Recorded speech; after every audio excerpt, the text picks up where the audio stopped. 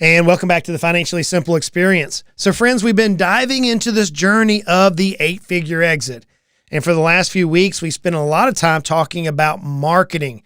As you will recall, there's often 8 key areas of business. You have planning, leadership, sales, marketing, people, operations, finance, and legal. These 8 key areas of any of our companies is what drives the value of our company. If we can align these 8 key areas to the outcome that we desire, then the outcome we desire becomes more palatable, becomes more probable for us as we embark on this journey. So we've been spending a lot of times talking about marketing. And today I want to take one last stab at marketing from a different direction, if you will, and talk specifically about optimizing your marketing department.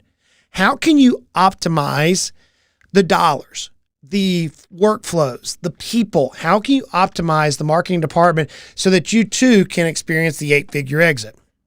You know, we as financial advisors recognize that marketing is essential. There's probably not another industry that I'm familiar with, maybe outside the drug markets, like the prescription medicine markets, that looks at marketing because they have to have sales reps go and talk to the doctors and teach and educate. But the financial world, especially the small financial advisory practice, we understand that if we're going to grow, we have to get our offer, our personality in front of the prospective clients that we so desire to work with.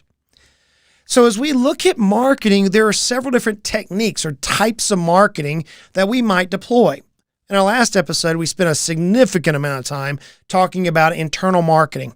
That idea that we're going to use tactics and strategies to educate and to create the stickability of our clients with us so we can work through that 8-figure exit. In addition to internal marketing, there's several other types of marketing that we might consider. One, for example, is referral marketing. Now, referral marketing is a powerful tool. We recognize that, especially in the financial world. Wealthmanagement.com created a report, and they said, and I quote, more than half of the new RIA clients, or the financial advisory clients, are gained through client referrals. More than half.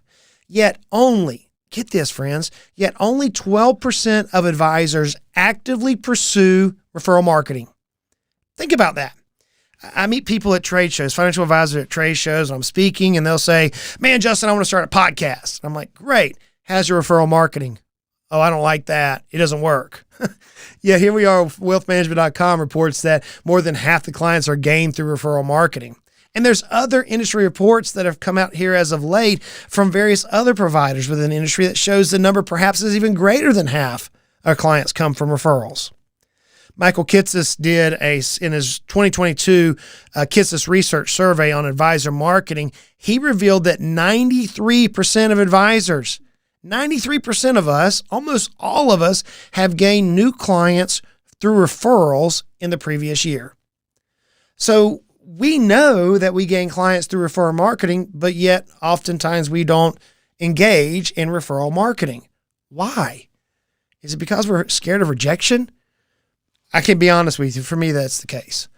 I don't like asking one-on-one requests. It just doesn't fit within my personality.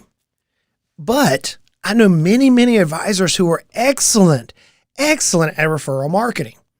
So, we talk about internal marketing, and yes, you can do internal, but you can also do referral. Another type of marketing that financial advisors may utilize, and again, friends, I know I'm talking specifically to financial advisors, and maybe you're a business owner who doesn't own a financial advisory practice. That's okay. The same concepts, the same strategies are applicable in your business. So you say, Justin, referral marketing, man, that's just not for me. I'm kind of like you. I just don't like it. Okay. Then you can do seminar or event style marketing. Whenever I came in the industry back in 2004, I think it was, I remember that was very popular. In fact, I even coined my own little statement saying a lick-a-plate meal, a lick-a-plate dinner. The idea was for a lunch and learn is you would cater through a particular restaurant. You would reserve the restaurants, maybe the dining hall, the meeting room.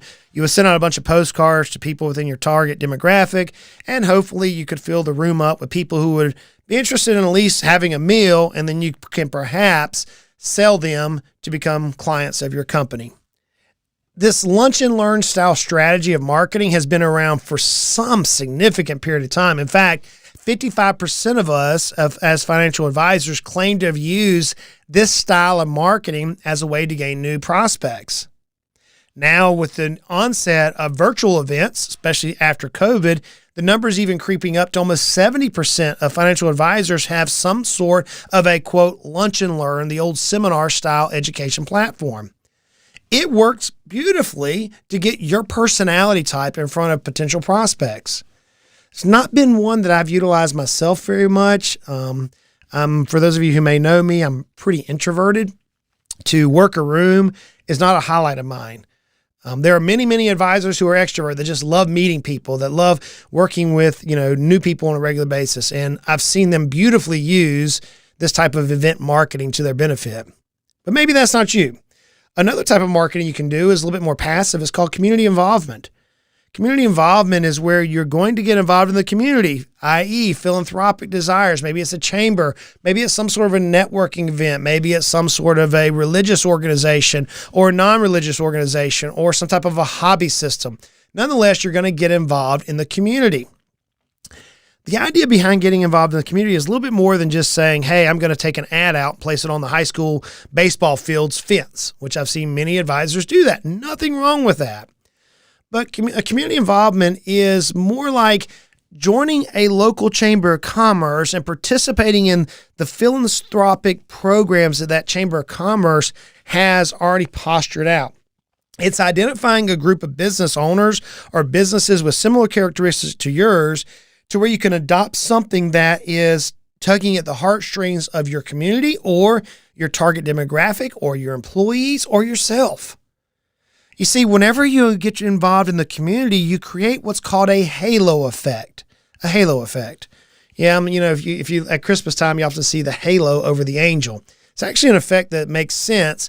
According to Investopedia, the halo effect is, and I quote, a term for a consumer's favoritism toward a line of products due to positive experiences with other products by this maker.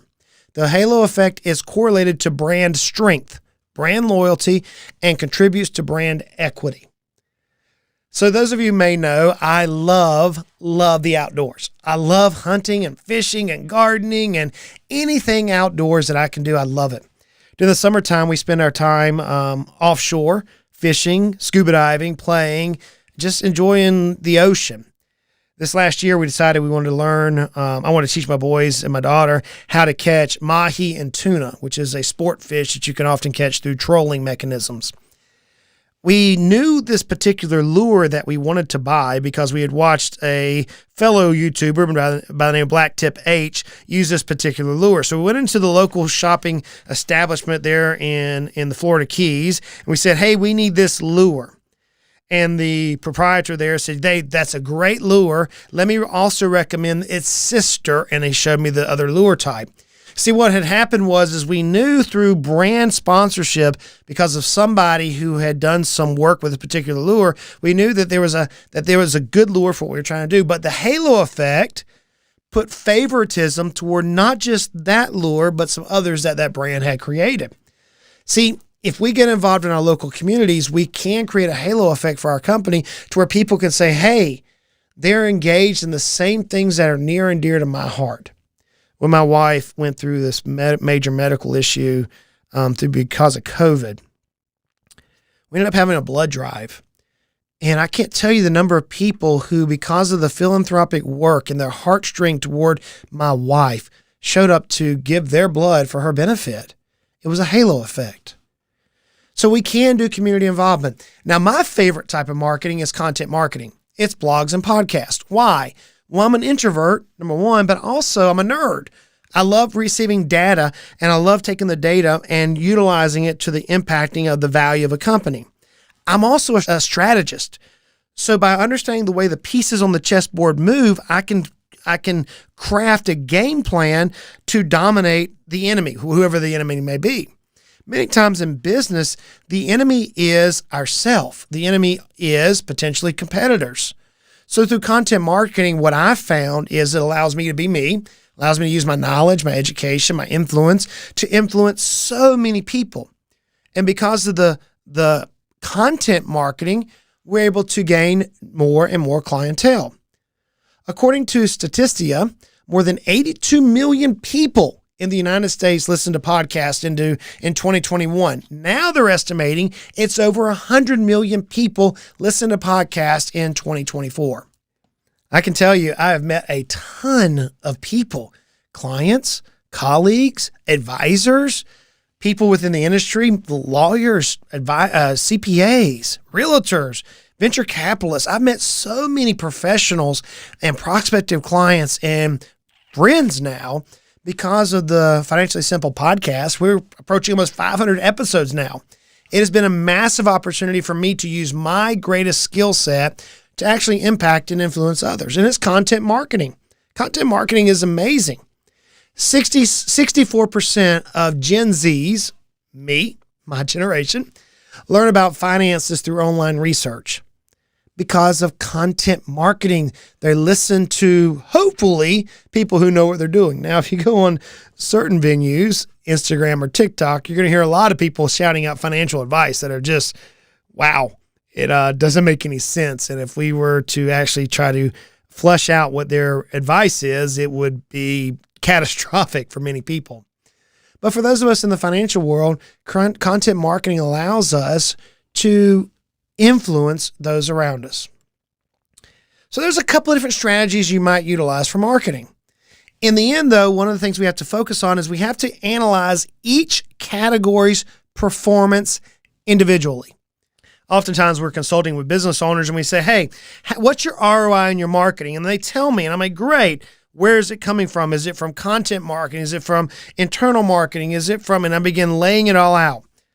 And though they know the ROI, they know how much money they spend and they know what their returns are, which is amazing for that matter, they've never looked at the analysis of each individual category, each individual type of marketing program. You see, it's not always one thing is the best. Marketing is one of those things that I deeply, deeply love. I love it because it's simply telling others about how you can serve them. That to me is what marketing is. So many times we have this recency bias or we have this shiny object syndrome. We go to a seminar somewhere and we hear about how a YouTube channel is helping this person over here. So then we run out and create a YouTube channel.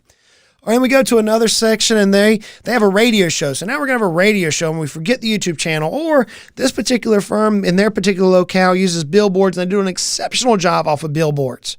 So now all of a sudden we need billboards. And so we continue to chase this shiny object or the white rabbit all around. And we forsake the fact that, hey, not only are we losing our ROI on our marketing dollars, but we're really not analyzing the performance of each of the marketing strategies. Okay, so if we know we need to analyze it, what should we track? What should we track in our businesses to determine if our marketing is truly optimized? There's a difference between macro and micro indicators. So, for example, macro indicators, often referred to as KPIs, may include things like top-line metrics, number of leads to qualified leads, your close ratio, and so many other different metrics. They help you identify the overall success or the effectiveness of your marketing strategy or your marketing plan. However, there's also micro performance indicators. So, for example, you might look at what is your blog's hit rate? What is your podcast download? What is your book sales? Do you have downloadables? Are your philanthropic dollars returning where they need to return? So you have both macro KPIs and micro performance indicators. The essential part, though, is to track marketing performance within your particular niche, within your particular marketing strategy. Here are a few essential metrics that you should be tracking. First one is you should be tracking the number of leads you receive and their sources. How many leads did you get and where did they come from? Investment News did a report back in 2016 that said just 38% of financial advisory firms said they formerly tracked leads. Think about that. Only 38% of businesses actually tracked where the leads come from. That was way back in 2016. But it probably hasn't improved that much, at least based on the trend rates of tracking and what I see with my own eyes from financial advisory firms. So we need to be tracking the leads and their sources. Another thing we should track is the lead to qualified lead ratio. Okay, it's one thing to get leads in the door. So let's say you do get 100 leads in the door, but only 20 are qualified. That means only 1 in 5 leads are actually qualified. We have a problem. We need to have our qualified leads be greater so that we are not wasting as much time in the lead conversion process. So that's number 2, your leads to qualified lead ratio. That's a tracking point that we should be doing. Number 3, we need to be tracking the number of advisors, your employees, or clients who are engaged in your resources. Whenever I first joined my previous company, the CEO said, "Hey, Justin, we have a backdoor problem. We need to close the back door. Can you create an internal marketing campaign that engages the client and advisors and makes the client advisor experience more profound?" So we did. We created a series called What Really Matters. Our chief investment officer began talking through the various strategies, various contents there. What we noticed quickly is clients and advisors began engaging in our resources. And we wanted to see that engagement increase rapidly. The more clients we could have engaged, the greater the stickability. We talked about that last episode. But so is the advisor. So are your team members. The more employees that you can get involved or engage with your marketing efforts, the greater the stickability is for your employees as well. So this is another area that we should be tracking.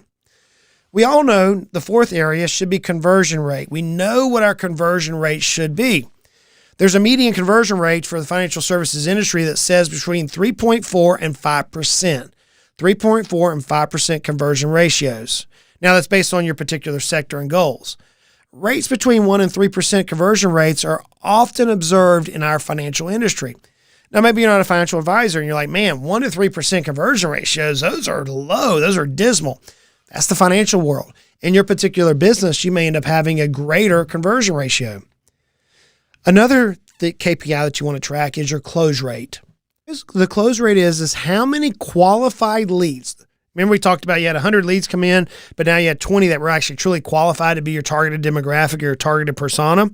How many of those 20, in my example, did you actually close? What is your close rate? Michael Kitts has had this to say about close rate. Quote, "I think if you're converting fewer than a third of your qualified leads, you've got an actual conversion problem. You should be over half the people who are a good qualified fit for your services that are actually deciding to do business with you."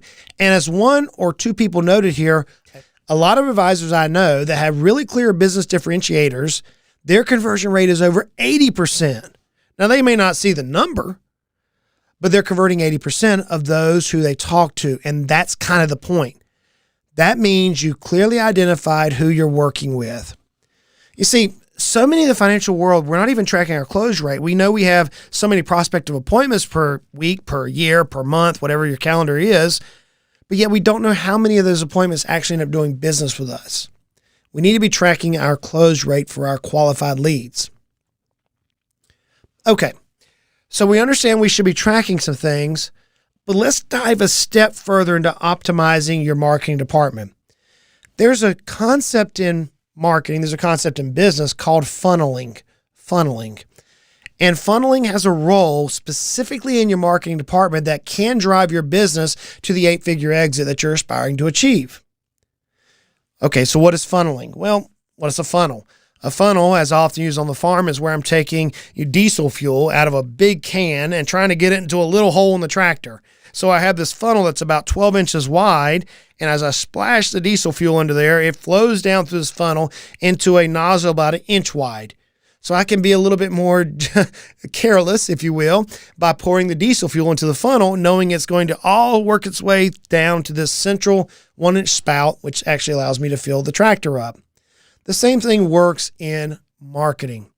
Here's an example of a funnel. Maybe you do it. Maybe someone does a Google search for help with young family money management. Okay. There's a young family and they need help with money management. So now they go over and they see one of my blog posts and it's in the top 3 results. I've done really good with my SEO, my blog post, which is directly addressing that long tail keyword, help with young family money management. Now I'm in the top 3. Cool. The person goes on to my blog and now they read my blog and they love my take on the topic. So now I'm asking them to click over to Facebook. Hey, come over and follow me on Facebook. Cool. Now they come over to Facebook and they're able to watch my post for the next 3 months. So now I can see this person has read my blog post on helping a young family with money management. They've clicked on my Facebook page and they've looked at 3 months worth of Facebook. So now I'm going to ask them to come and join a webinar. They go and click on the webinar, they like it, and in order for them to attend, they have to give me their email. So now I'm going to start email dripping them. This is all part of a funnel. I'm getting them to come to the point to where they can hear my story. I want them to hear who Justin Goodbread is in my example and why Justin Goodbread can solve their problems with regards to their young family money management issues, the very query that they had at the very beginning. Now they're going to look at my story and they're going to say, man, I kind of like Justin. I think he can help me. They're going to read my services page, and then we're going to begin this give and take. I want to talk with Justin. Cool. Before you talk with me, I need a little information from you. Tell me a little bit about yourself, your age, your income, your family dynamics, your goals, your aspirations. Great. So we begin doing this dance, this funneling capabilities. By the time they are ready to sit down and talk with me, I have everything I need to determine if I want to help this person. They have everything that they need to determine, do they want my help? You see, it's not this dance about having to prove this. Yeah, you had the services and the solutions and the products or whatever it may be to solve their problems. We're past that. When we come to that meeting, it's all about, do we want to do this dance? We have mutual respect. We know they made it through my funnels, so I know that they qualified as a potential client, and then they know that they've given me enough information for me to determine if I want to work with them. So now we come to this table and we're trying to decide, do we want to work together? That's a funnel. Let me ask you a question. Whenever you look at your marketing strategy, are you able to weed out those individuals who are just the tire kickers, who are going to be wasting your time, who aren't interested in truly your service? Are you able to weed them out so that whenever you do meet with that particular prospect, that now it's just simple yes, this is a business decision. Let's move forward and let's work together to outline our goals. When you talk about funneling, let me give you an example. Let's say you're getting 100 leads per month, but only 2 are qualified, 2%, right? That's a marketing issue. Your marketing funnel is not correct. Your marketing plan is flawed if you have just that dismal 2%. 2% of qualified leads coming through. On the other hand, let's say you're getting, out of the 100 leads that come through per month, 70 are qualified. Man, we got a really good marketing strategy, but now we're only closing 1 or 2%. Now we have a sales process problem. You see, in the early days, as we began talking about the marketing component, how marketing helped us reach our 8-figure exit, I took to the point, I said, we've got to tie together the sales and the marketing strategies. We got to tie together the sales process and the marketing process together. So many times whenever I look at a business, I can say, okay, you've got 100 leads coming in, but you're only 2 of them are qualified. That's a marketing issue. Your marketing's flawed. Or man, you got 70 prospects coming in, but you only sold 1 or 2. You got a sales problem. We can take a step back and we can build or optimize, is the word we're using for today's podcast. We can optimize the marketing process that helps us drive the success rates we need for that 8-figure exit. Whenever you begin optimizing your marketing, there are some common pitfalls that will creep up on you. Let's go over these and let's talk about how to avoid these common pitfalls that will attack marketing specifically for the financial advisory segment.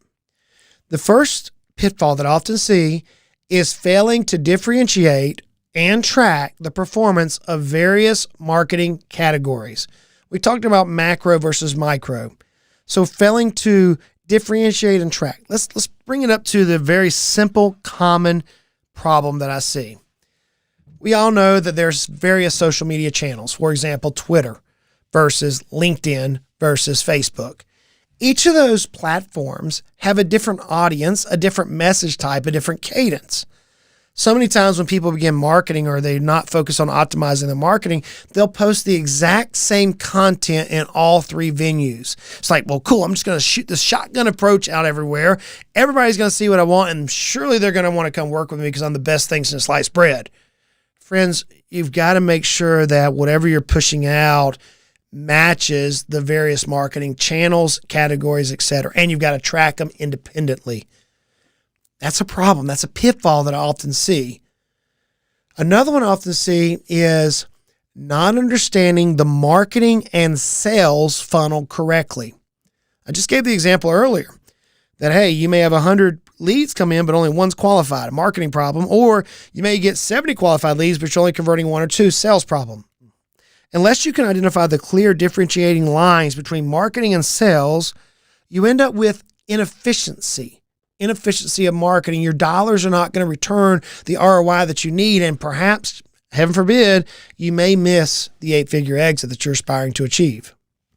Whenever I talk with business owners, I often see that they may understand the marketing or the sales side, but they don't understand the data. And oftentimes they incorrectly identify the data. I've seen people where they incorrectly lump each category of marketing into the close rates. In other words, they'll take the number of leads and the qualified leads and they'll put them all together into one data point. Friends, a pitfall is not understanding how to read the tea leaves. Now, this doesn't come natural to many of us in the financial world. We're nerds in the sense that we understand finance, we understand money, we understand perhaps taxes or estate laws or things of that nature. But when it comes to marketing, there's a certain way to read the tea leaves. A good marketing firm or a good consultant can come alongside you and help you understand the processes, more importantly, the outputs of the processes to drive optimization within your company. Without optimization, the 8-figure exit could be fleeting for you. We need to have this. So friends, when you look at marketing, yes, we do need to market. Yes, we have to pour dollars. Yes, we have to do various types of marketing. There's a key though. The key is to optimize your marketing specifically for your practice, specifically for your clients, specifically for your personality. Then you want to use data-driven insights, not emotions, not conjecture, not the shiny object syndrome, but data. We want to use data to drive us toward the efficiency of our marketing dollars. We want to achieve the best results. If you're able to look at the data, then the conscientious RIA owners, those of us who desire that true 8-figure exit, we're able to monitor and refine. How silly would it be for us as financial advisors to create an amazing retirement plan for a client? We set out the plan and then we leave everything alone. We don't monitor. We don't deal with the life's hiccups, the client's hiccups, the macroeconomics that we deal with, the geopolitical issues that we deal with, the tax issues that we deal with. We just leave it alone. No, we wouldn't do that. We want our clients to reach their success. We want them to reach that retirement desire that they have, whatever their goal or aspiration is. In lockstep, we have to do the same with our marketing plan. We have to understand that a marketing plan is one of the areas that we use to drive us to the 8-figure exit. But in order for us to reach the 8-figure exit, friends, we have to optimize. We have to optimize our marketing strategies. So I've given you a few things today that you might consider. Say, Justin, man, marketing is just not my strong suit.